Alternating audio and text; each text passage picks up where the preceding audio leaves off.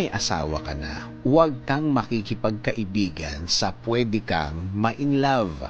Saan ba naman nagsisimula ang lahat ng pangangaliwa?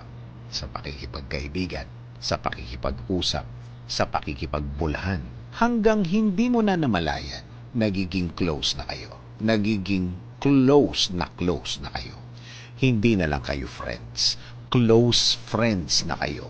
Alam mo naman siguro kung ano ang meaning ng close friend. Noong una, na ikukwento mo pa sa asawa mo na nagkukwentuhan kayo. Pero yung mga sumunod, hindi na. Itinago mo na. Isinikreto mo na. Wala ka ng follow-up na kwento sa asawa mo. Dahil may guilt ng kasama ang ginagawa mo. And yes, alam mong mali. Pero, sige ka pa rin.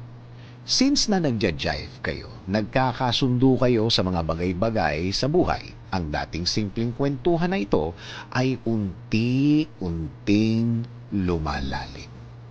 Feel na feel mong nagiging iba na ang mga nagiging usapan nyo. Dati, by group kayo. Dati, may kasama pa kayo. Ngayon, iba na. Kayo na lang.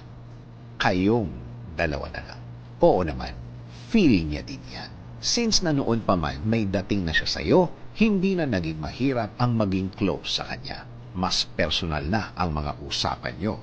Iba na ang tono. Hindi na lang kayo magkaibigan. Naglalandi ka, lumalandi siya. Naglalandian na kayo. Huwag mong sabihin na nadadala ka lang ng sitwasyon. Dahil sa una pa lang, alam mo nang mali. Lalo na ang mga sumunod na pagkakataon.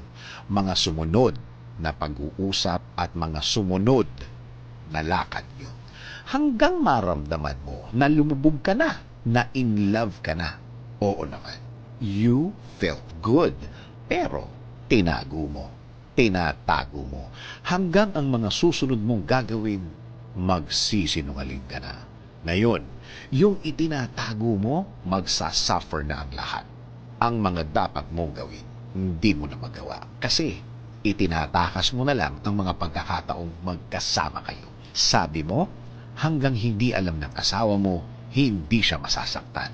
Mali ka. Maling-mali ka. Ngayong ginagawa mo yan, sinasaktan mo na siya.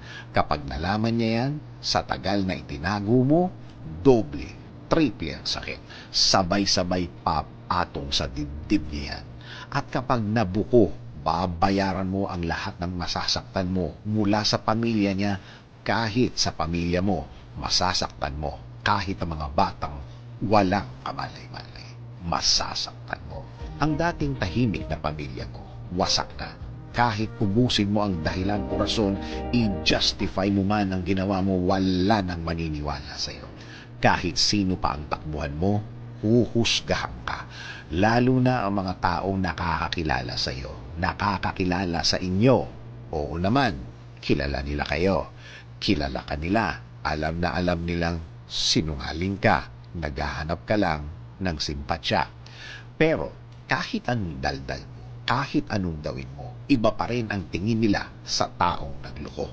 Iba pa rin ang tingin nila sa taong nangaliwa, pumatol sa iba, mga taong unfaithful. Ngayon, makikipagkaibigan ka pa ba sa taong pwede kang ma-inlove? Na-imagine mo na ba ang gulong idudulot sa'yo at sa tahimik mong pamilya? Ikaw na ang lumayo, ikaw na ang umiwas, ikaw na ang pumigil sa sarili mo.